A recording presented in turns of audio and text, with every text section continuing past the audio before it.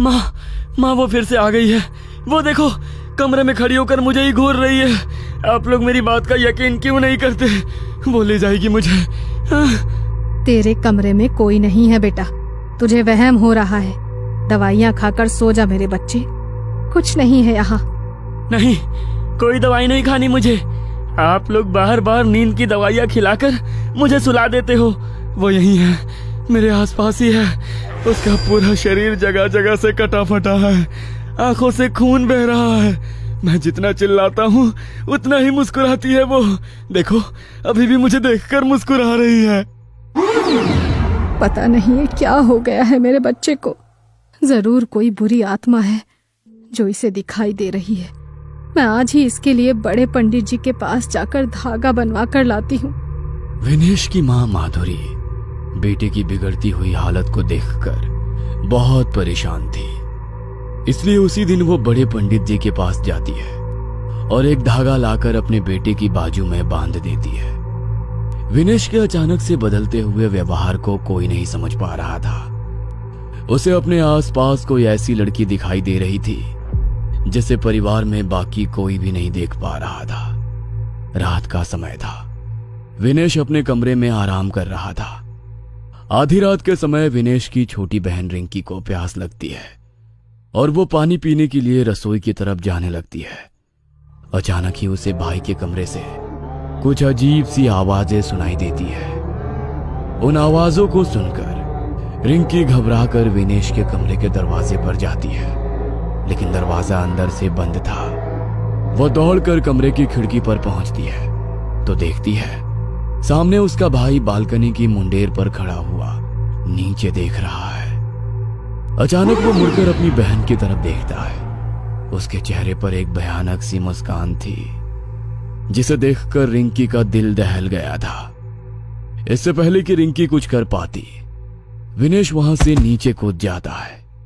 एक क्षण के लिए रिंकी की आंखों के आगे अंधेरा छा गया था। अगले ही पल रिंकी के मुंह से एक भयानक चीख निकलती है, जिसे सुनकर रिंकी के माँ बाप दौड़ते हुए वहां पहुंच जाते हैं। रिंकी अपना सर घुटनों में छुपाए लगातार रोए जा रही थी। किसी तरह सुबकते हुए उसने उंगली से विनेश के कमरे की ओर इशारा किया और एक बार फिर से फूट फूट कर रोने लगी। कुछ पलों में विनेश के साथ हुई अनहोनी के बारे में घर में सभी लोग जान चुके थे और चारों ओर अफरा तफरी मच गई थी। 3 दिन बाद काश के कुछ दिन पहले ही मैं उसे पंडित जी के पास ले जाती तो शायद आज मेरा बेटा जिंदा होता। अरे बस करो अपनी यंत्र तंत्र मंत्र की बातें। कोई भूत प्रेत नहीं दिखाई देता था उसे। दिमागी रूप से बीमार था तुम्हारा बेटा और इसी दिमागी बीमारी ने जान ली है तुम्हारे बेटे की। अच्छी तरह समझ लो इस बात को। तुम्हारे जैसे लोग ही समय पर इलाज करने की बजाय झाड़ फूंक में समय वेस्ट कर देते हैं और उसके बाद जब बात हाथ से निकल जाती है तो सर पकड़कर रोते रहते हैं। गलती तो मेरी भी थी ना, जो मैं तुम्हारी बातों में आ गया, लेकिन अब किया भी क्या जा सकता है। जो होना था वो तो हो गया। अब तो रिंकी ही हमारा सब कुछ है। रिंकी अभी बस 18 साल की थी। इतनी छोटी सी उम्र में उसने अपनी आंखों के सामने अपने भाई को मरते हुए देखा था। इस बात का उसके मन पर बहुत गहरा असर पड़ा था। इस घटना के बाद रिंकी ने किसी से भी बहुत ज्यादा मिलना जुलना, हंसना बोलना कम कर दिया था। वो दिन रात सिर्फ अपने कमरे में बैठकर पढ़ाई करती रहती, मानो एक जुनून सवार हो गया था उसके सर पर। रिंकी बेटा, जो होना था सो हो गया। अब तेरे इस तरह कमरे में बंद होकर अकेले रहने से कुछ नहीं होगा। बेटा, घर से बाहर निकला करो, दोस्तों से मिला जुला करो। ऐसे कैसे चलेगा? मुझे साइकेट्रिस्ट बनना है माँ। उन सभी लोगों को ठीक करना है जिन्हें भाई की तरह मानसिक बीमारी है। मैं नहीं चाहती कि भाई की तरह दुनिया में अब कोई और अपनी जान इस बीमारी से गंवाए। 10 साल बाद अपनी मेहनत और डेडिकेशन के चलते रिंकी एक सक्सेसफुल साइकेट्रिस्ट बन चुकी थी। उसने जानबूझकर क्रिटिकल पेशेंट केयर डिपार्टमेंट ही चुना था। वो अपने दिन का ज्यादातर समय क्रिटिकली इल पेशेंट के साथ ही बिताती थी। हर एक मानसिक बीमारी से जूझ रहे पेशेंट में उसे अपना भाई विनेश दिखाई देता था। इसलिए ऐसे पेशेंट को ठीक करने में वो अपनी जान लगा देती थी। डॉक्टर, एक क्रिटिकल पेशेंट आया है, प्लीज जल्दी कीजिए। नर्स के इतना कहते ही रिंकी तेजी से इमरजेंसी वार्ड की तरफ जाने लगती है। अरे पागल नहीं हूं मैं, जाओ तुम सब के सब यहां से जाओ। मैंने कहा ना मैं पागल नहीं हूं। सब मारे जाएंगे, तुम सब एक एक करके मारे जाओगे ना, तब तुम्हें पता चलेगा कि मैं सच कह रहा था। देखो, कोई तुम्हें पागल नहीं कह रहा है, लेकिन थोड़ा सा शांत हो जाओ। अभी डॉक्टर साहब आएंगे और आपका चेकअप करेंगे। आपको घबराने की बिल्कुल भी जरूरत नहीं है, बस शांत हो जाओ और गहरी सांस लो। मौत मेरे सामने खड़ी है और तुम मुझे शांत रहने के लिए कह रही हो। आज रात तक ले जाएगी वो मुझे अपने साथ। बुला लो तुम अपने डॉक्टर को। जितनी दवाइयाँ खिला सकते हो खिलाओ, उसके ऊपर तुम्हारी दवाइयों का कोई असर नहीं होने वाला। डॉक्टर, मैंने अपनी लाइफ में ऐसा केस कभी अटेंड नहीं किया। ये पेशेंट तो बहुत वायलेंट हो रहा है। इसने अकेले ही 2 वार्ड बॉय को ढकेल के दूर फेंक दिया है। इसने 2 वार्ड बॉय को ढकेल के दूर फेंक दिया। इसकी कंडीशन देख रही हो, आंखों के नीचे काले गड्ढे हो गए हैं। शरीर में ऐसा लग रहा है कि खून ही नहीं है। 10 कदम भी ठीक से नहीं चल पाएगा ये, और 2 आदमियों को ढकेल दिया। वही तो मैं बोल रही हूँ ना डॉक्टर, मुझे तो ये कुछ और ही केस लग रहा है। तुम जाओ, जाकर अपना काम करो। नर्स हो ना, कैसी बातें कर रही हो। ऐसा करो, हॉस्पिटल की जॉब छोड़ो और किसी तांत्रिक के साथ ज्वाइन कर लो। कहानियां अच्छी सुनाती हो। नर्स को डांटने के बाद रिंकी पेशेंट के पास जाती है। देखो, एकदम शांत हो जाओ। हम कुछ नहीं करने वाले हैं तुम्हारे साथ। और किसने कहा कि तुम बीमार हो? बिल्कुल भी बीमार नहीं हो तुम, ठीक है? कोई दवाई, कोई इंजेक्शन कुछ नहीं देंगे तुम्हें। यहाँ एडमिट भी नहीं करेंगे। बस मेरे साथ थोड़ी देर बात तो कर सकते हो ना। अपना दोस्त समझ लो मुझे। ये देखो, मैंने अपना डॉक्टर वाला कोट भी उतार दिया। अब तो मुझे अपनी फ्रेंड समझ सकते हो ना। अच्छा बताओ, क्या हो रहा है तुम्हारे साथ? मुझे पता है कोई तुम्हारी बात नहीं सुनता। मैं सुनूंगी। जो भी तुम्हें फील हो रहा है सब बताओ मुझे, बिल्कुल डिटेल में। ये सब कुछ कब शुरू हुआ और कैसे हुआ, और इस समय तुम क्या फील कर रहे हो? कोई जल्दी नहीं है। मैं हूं यहाँ पर तुम्हारे साथ। जितना वक्त लगे, टेक योर टाइम। रिंकी की जादुई आवाज सुनकर कुछ पल के लिए पेशेंट अनुज शांत हो गया था। वह सामने रखी चेयर पर बैठ जाता है और टेबल पर रखा 2 गिलास पानी एक ही सांस में पी जाता है। तुम एक डॉक्टर हो, तुम्हें शायद मेरी बात पर यकीन नहीं होगा।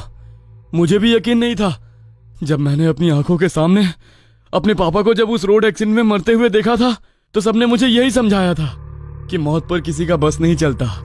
लेकिन मैं गलत था। मौत पर बस इंसानों का बस नहीं है, लेकिन वो चाहे तो मौत को अपने इशारों पर नचा सकता है। मैं समझ नहीं पा रही हूँ, तुम कहना क्या चाह रहे हो? वो मतलब कौन? तुम देखना चाहती हो? जल्दी ही तुम उसे देखोगी। तुम्हारा मतलब क्या है?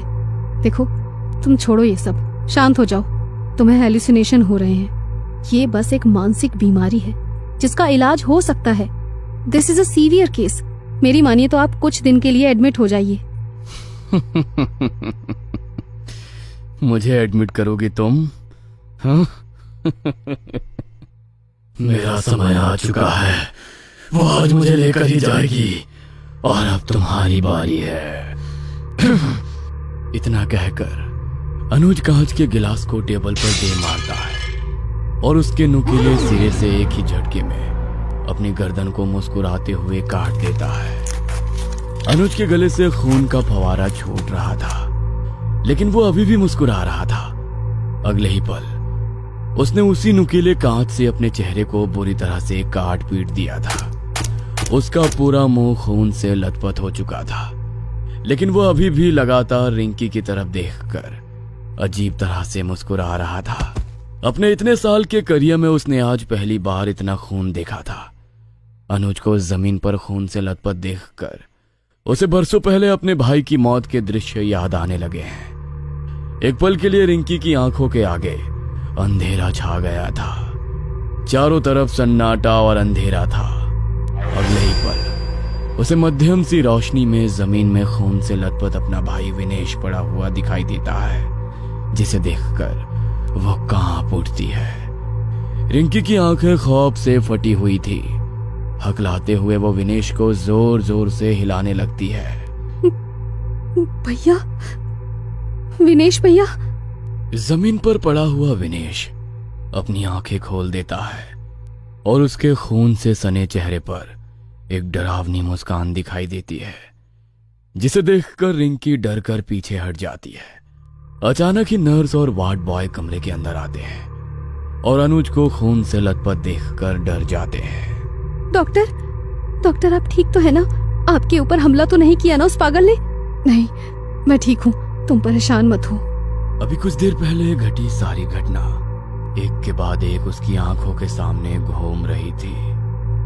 बार बार उसे अनुज और विनेश के खून से सने मुस्कुराते चेहरे नजर आ रहे थे, जिसके कारण वह बहुत असहज महसूस कर रही थी। रिंकी खुद को संभाल नहीं पा रही थी। हॉस्पिटल से निकलकर वो सीधा अपने घर पहुंचती है और फिर एक कप कॉफी पीने के बाद सीधे अपने बिस्तर पर पहुंच जाती है। कुछ ही देर बीता होगा कि उसे दरवाजे की घंटी बजने की आवाज सुनाई देती है। रिंकी दरवाजा खोलती है तो वहां उसे बस एक छोटा सा लिफाफा दिखाई देता है। ये कौन रख गया है? ना नाम है ना पता है, स्ट्रेंज। रिंकी लिफाफा खोलती है तो उसके अंदर रखे सामान को देखकर मानो उसकी सांसें हलक में अटकी रह जाती है। अंदर कुछ तस्वीरें थी जिन्हें देखकर रिंकी को अजीब सी घबराहट होने लगी थी। लिफाफे के अंदर पहली तस्वीर उसके पेशेंट अनुज की थी, दूसरी उसके भाई विनेश की और तीसरी उसकी खुद की। सभी तस्वीरों में एक असामान्य बात यह थी कि उन सभी के चेहरे बुरी तरह से कटे हुए थे और फिर भी वो मुस्कुरा रहे थे। इन 3 तस्वीरों के अलावा भी उसमें एक चौथी तस्वीर थी। रिंकी नहीं जानती थी कि वो चौथी तस्वीर किसकी है। मनोवैज्ञानिक होने के बावजूद रिंकी को महसूस हुआ जैसे डर से उसके हाथ पांव ठंडे पड़ रहे हैं। अपने हाथों को आपस में रगड़ते हुए वह फ्रिज से दूध निकालकर एक बार फिर कॉफी बनाने लगती है। रिंकी फ्रिज के डोर के रिफ्लेक्शन में खुद को देखने की कोशिश करती है, तभी उसे अपने पीछे किसी की इमेज फ्रिज के डोर में नजर आती है।